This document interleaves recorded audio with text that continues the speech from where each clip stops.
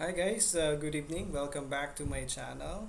This is Lon the Bro. So this is our day 16. It's 28th of April of 2025. So ayun, kakauwi lang namin galing sa kasal. Ang saya ng celebration pero syempre, balik ulit tayo sa grind at kwentuhan, no? Share ko lang, kaninang umaga nag-post din pala ako ng ating YouTube Shorts.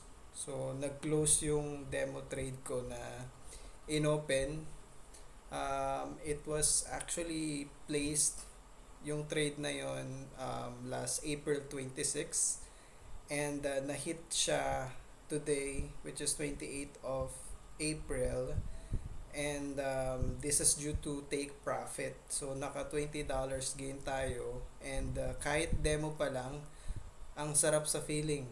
So, para sa akin, malaking bagay ito kasi hindi lang siya basta-basta swerte. Sinunod ko talaga yung trading plan at rules ko. So, sa totoo lang, importante talaga ang paggamit ng take profit, which is take profit orders. Kapag nag-set ka ng take profit, automatic magko-close yung trade mo pag naabot yung target price.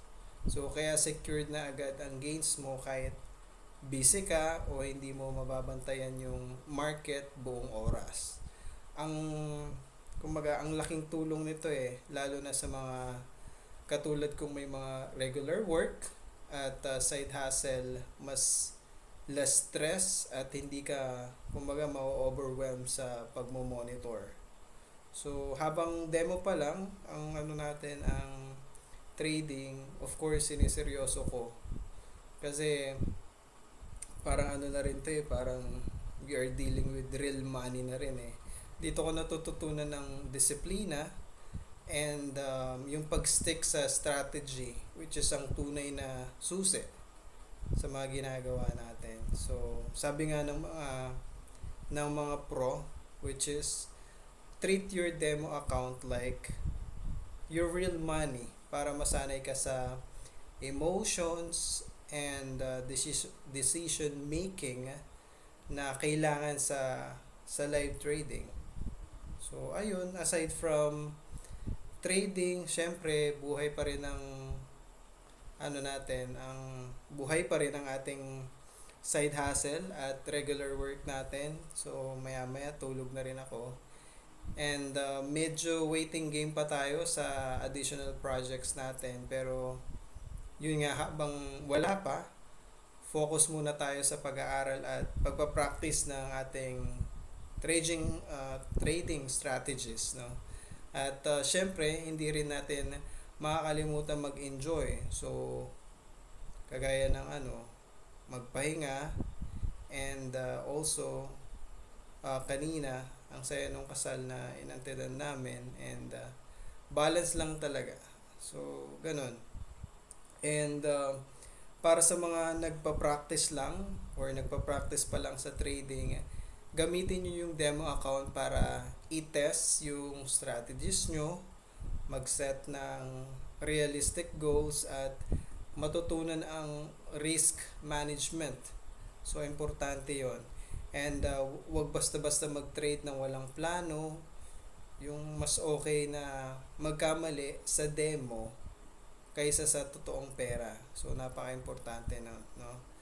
And sa mga naghihintay ng next opportunity or opportunities, huwag mawawalan ng pag-asa. Gamitin ang waiting time para mag-improve at maghanda. So, progress is progress kahit maliit, no? Tandaan natin yan. And ulit, maraming salamat sa suporta sa ating Lon the Broke channel. And kung may kwento ka rin or kahit anong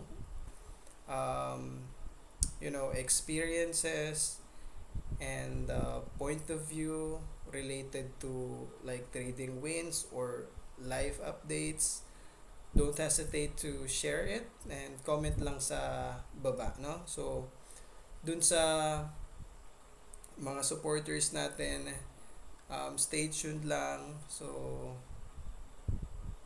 yun, um, watch lang natin yung mga susunod na videos natin. And of course, don't forget, like and subscribe. And yun, so this is